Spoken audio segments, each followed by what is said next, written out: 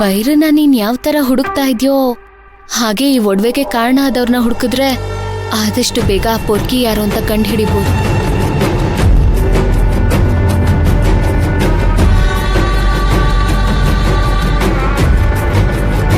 ಈ ಒಡವೆನ ಯಾರ ಹತ್ರ ನೋಡ್ದೆ ಅಂತ ಸ್ವಲ್ಪ ಯೋಚನೆ ಮಾಡಿ ಹೇಳು.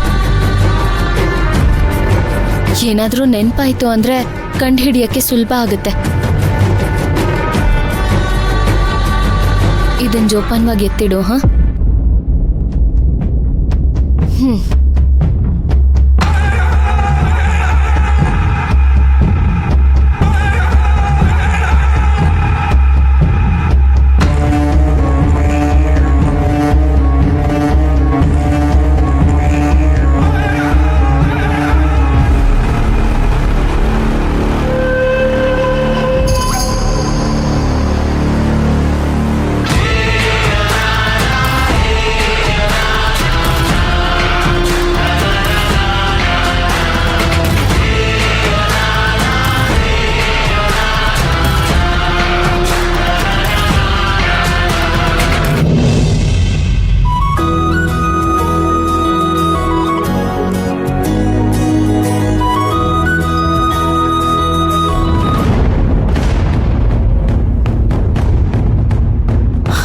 ಧ್ರುವ, ಎಲ್ಲಿ ಹೋಗ್ತಿದ್ಯಾ?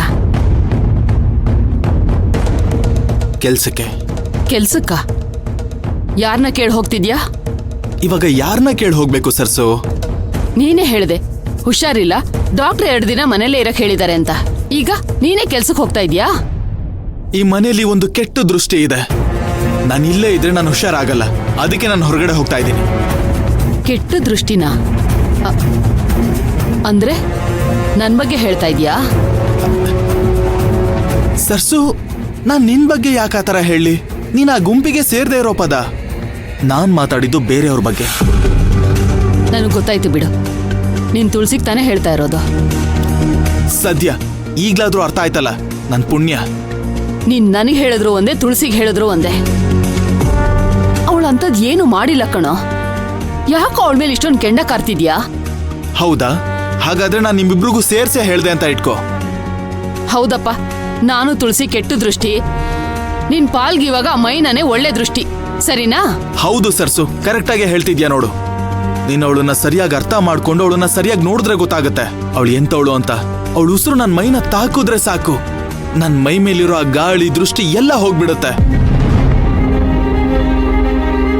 ಅದಕ್ಕೆ ಕೆಲ್ಸಕ್ಕೆ ಹೋಗ್ತಾ ಇದ್ದೀನಿ. ಧ್ರುವ, ಯಾಕೋ ಅವಳ ಪ್ರೀತಿ ನಿನ್ಗೆ ಅರ್ಥ ಆಗ್ತಿಲ್ಲ. ನೀನಷ್ಟು ಬೇಡ ಬೇಡ ಅಂದ್ರು ನೀನ್ ಹಿಂದೆ ಮುಂದೆನೆ ಸುತ್ತಾ ಇರ್ತಾಳೆ. ಅವಳು ನಿನ್ ಮೇಲೆ ಜೀವನೇ ಇಟ್ಕೊಂಡಿದ್ದಾಳ ಕಣೋ.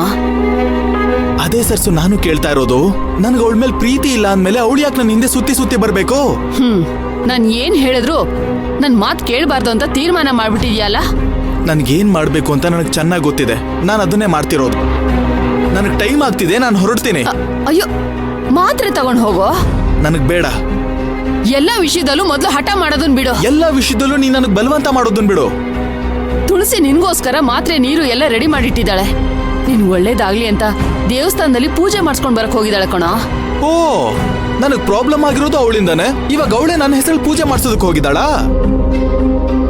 ಸೂಪರ್ ಸರ್ಸು, ನಿನ್ ಕಿವಿಗೆ ಹೂವ ಇಟ್ಟಿದ್ ಸಾಲ್ದು ಅಂತ ಇವಾಗ ದೇವ್ರ ಕಿವಿಗೂ ಹೂವ ಇಡೋದಕ್ಕೆ ಹೋಗಿದ್ದಾಳಾ? ಯಾಕೋ ಹೀಗೆಲ್ಲ ಮಾತಾಡ್ತಿದ್ಯಾ?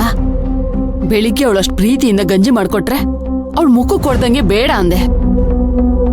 ಅವಳು ಮುಂದೆನೆ ದೀಪನ್ ಕೈಲಿ ಗಂಜಿ ಮಾಡಿಸ್ಕೊಂಡ್ ಕುಡ್ದೆ. ಸರಿನಾ ನೀನ್ ಮಾಡ್ತಾ ಇರೋದು? ಇವಾಗ ನೋಡು, ನಿನ್ಗೋಸ್ಕರ ಮಾತ್ರೆ ನೀರು ಎಲ್ಲ ರೆಡಿ ಮಾಡಿಟ್ಟಿದ್ದಾಳೆ. ಇದನ್ನೆಲ್ಲ ಯಾರು ಮಾಡೋದಕ್ಕೆ ಹೇಳಿದ್ದು? ನಿನ್ ಮೇಲಿರೋ ಪ್ರೀತಿಗೆ ಕಾಳಜಿಗೆ ಮಾಡ್ತಾ ಇದ್ದಾಳ ಕಣ. ಯಾಕೋ ನಿನ್ಗಿದ ಅರ್ಥ ಆಗ್ತಿಲ್ಲ? ಸರ್ಸು, ನಿನ್ಗೂ ನನ್ ಮನ್ಸ್ ಯಾಕೆ ಅರ್ಥ ಆಗ್ತಿಲ್ಲ? ನೀನ್ ಎಷ್ಟೇ ದೂರ ಹೋದ್ರೂ ನಿನ್ ಮೇಲೆ ಅಷ್ಟು ಪ್ರೀತಿ ತೋರಿಸ್ತಾಳೆ.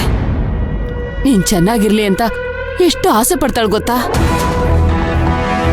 ಅಂತ ಹುಡುಗಿ ನಮ್ಮನೆ ಸೊಸೆಯಾಗಿ ಬರೋದಕ್ಕೆ ನಾವು ಪುಣ್ಯ ಮಾಡಿರ್ಬೇಕು ಕಣ. ಅಮ್ಮ ತಾಯಿ ಸರ್ಸು, ನನ್ಗ ಅದೃಷ್ಟ ಬೇಡಮ್ಮ. ನೋಡು, ನೀನ್ ಅವಳನ್ನ ಪ್ರೀತಿಸ್ದೇ ಇರೋ, ಬೈದೇ ಇರೋ, ನಾನ್ ತಲೆ ಕೆಡ್ಸ್ಕೊಳಲ್ಲ. ಅವಳು ನಮ್ಮನೆ ಸೊಸೆಯಾಗಿ ಬರ್ಬೇಕು ಅಂತ ಆಸೆ. ಒಬ್ಬ ತಾಯಿಗೆ ತನ್ ಮಗನ್ಗೆ ಒಳ್ಳೆ ಹೆಣ್ಣು ಹೆಂಡತಿಯಾಗಿ ಬರ್ಬೇಕು ಅಂತ ಆಸೆ ಇರುತ್ತೆ ಕಣ. ಯಾಕೋ ಅದ್ ನಿನಗೂ ನಿನ್ ತಂಗಿಗೆ ಅರ್ಥ ಆಗ್ತಿಲ್ಲ? ಇಬ್ರು ನನ್ನ ಕೆಟ್ಟವಳಾಗೆ ನೋಡ್ತಿದ್ದೀರಲ್ಲ. ದೀಪಾ ಚಿಕ್ಕವಳು, ಅವಳಿಗೆ ಅರ್ಥ ಆಗ್ತಿದೆ, ನಿನ್ಗೆ ಯಾಕಮ್ಮ ಅರ್ಥ ಆಗ್ತಿಲ್ಲ? ಅವಳು ಚಿಕ್ಕವಳು ಅಂತ ಹೇಳ್ತಾ ಇದೆಯಲ್ಲ, ಒಳ್ಳೇದ್ ಯಾವ್ದು ಕೆಟ್ಟದ್ ಯಾವ್ದು ಅಂತ ಅವಳಿಗೆ